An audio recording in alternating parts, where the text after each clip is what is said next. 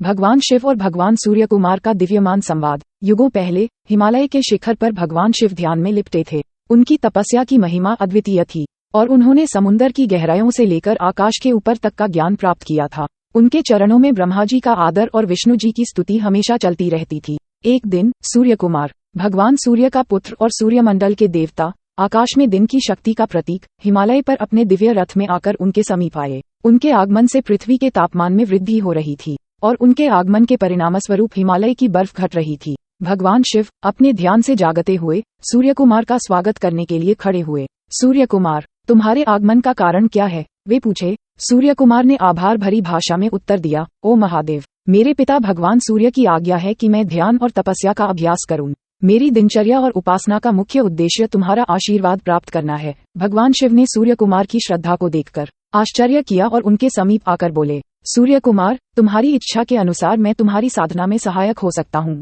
तुम मेरे साथ तपस्या करोगे तो तुम्हारे ध्यान का मार्ग आसान होगा। सूर्य कुमार ने हृदय से स्वीकार किया और वे दोनों एक साथ ध्यान में लिपटे। उनके चरणों में सूर्य कुमार ने अपने पिता भगवान सूर्य की स्तुति की, जो दिन की सृष्टि के अधिपति थे। जब वे ध्यान में डूबे रहे तो उनके बीच एक दिव्यमान संवाद शुरू हुआ। सूर्य कुमार ने पूछा, ओ महादेव, आपके पास असीम ज्ञान है, कृपया मुझे दिव्य तत्वों का ज्ञान दीजिए। भगवान शिव ने हल्की हंसी में उत्तर दिया, सूर्य कुमार, तुम्हारे पिता सूर्य का प्रकार उषा और आरुषि है और वे स्वयं को ध्यान में लिपटे रखते हैं। जब वे उपासना करते हैं तो वे ब्रह्मांड की रचना और संरचना के तत्वों का विशेष ज्ञान प्राप्त करते हैं। वे सूर्य की ऊर्जा को प्रकट करने के रूप में सेवा करते हैं। सूर्य कुमार ने समझाया, ये सब बहुत अच्छा है, लेकिन क्या इसके अलावा और कुछ भी है जिसका आपको ज्ञान है? भगवान शिव ने आवाज में गंभीरता से कहा, सूर्य कुमार, ब्रह्मांड के रहस्यों का सिर्फ एक ही अंश ब्रह्मा, विष्णु और मैं ही जानते हैं, और वह है ब्रह्म ज्ञान। इस ज्ञान के बिना कोई भी दिव्य सत्य को समझने में असमर्थ होता है।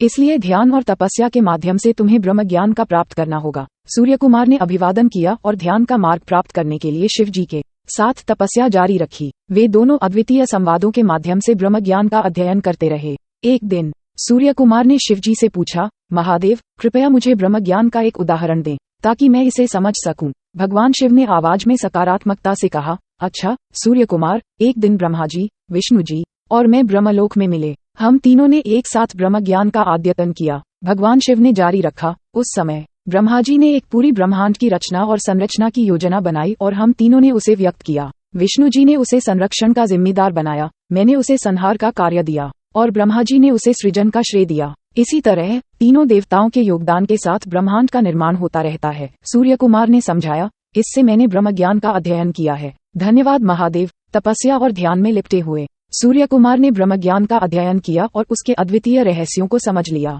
उनकी तपस्या और शिवजी के मार्गदर्शन से वह एक महान ध्यानी बने और ब्रह्म ज्ञान का प्राप्ति किया।